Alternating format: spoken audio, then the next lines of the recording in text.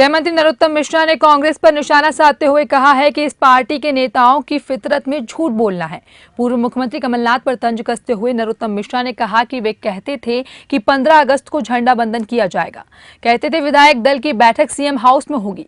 दरअसल कमलनाथ जी की आदत में झूठ बोलना है। कमलनाथ वास्तव में अपने विधायकों को संबोधित करते, पार्टी को संबोधित करते तो भगदड़ नहीं मचती।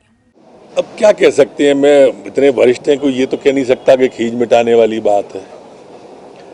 कहा तो उनने ये था कि 15 अगस्त को झंडा वंदन करेंगे। अब नहीं कर पाए तो ये संबोधन पता नहीं। कहा तो ये भी था कि विधायक दल की अगली विधायक दल की बैठक सीएम हाउस में होगी। ऐसी बातें करते क्यों हैं जिनका वो अनुसरण नहीं कर पाए, पर आदत में है। घोषणा पत्र की जब एक भी बात उनने अमल में नहीं ली तो सोच रहे हैं ऐसे बोल बोल के कांग्रेस को तो थामे नहीं, भगदड़ हो जाएगी। अच्छा होता कि ये संबोधन वो अपने विधायकों को करते, पार्टी की एकता को करते, अपने कार्यकर्ताओं को करते।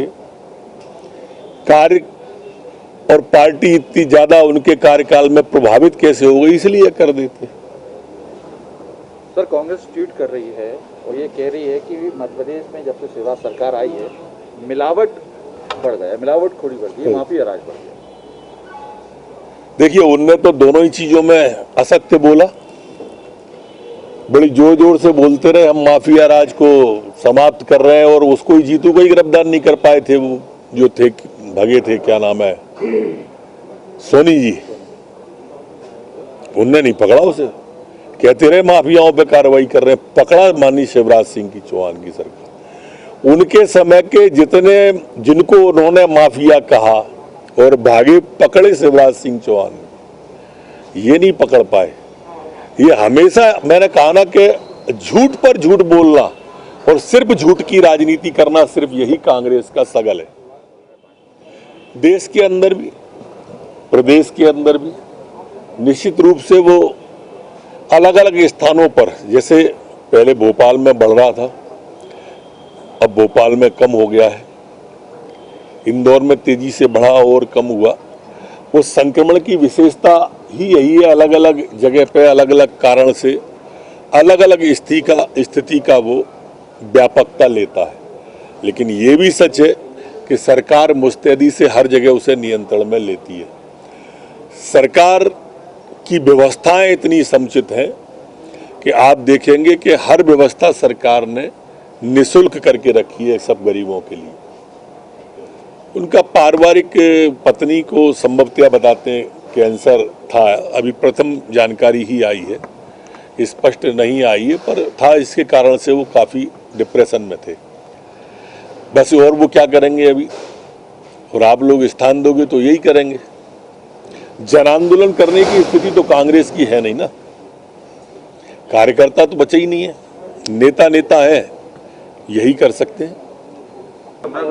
ऐसा पुनीत पर्व ये 15 अगस्त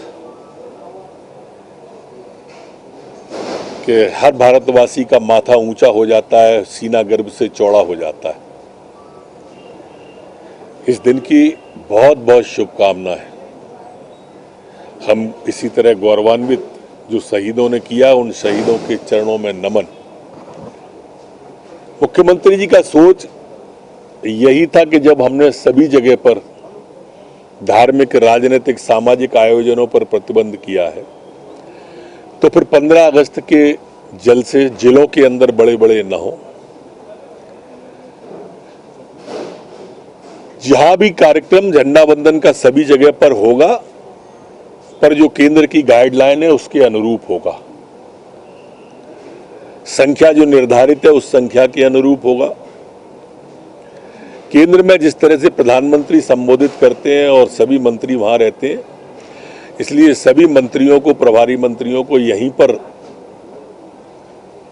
रुक करके उसी कार्यक्रम में जिसमें माननीय मुख्यमंत्री जी झंडा वंदन करेंगे उसी में शामिल होना है, और इसलिए अतएव सभी मंत्रीगण भोपाल में ही उपस्थित रहेंगे।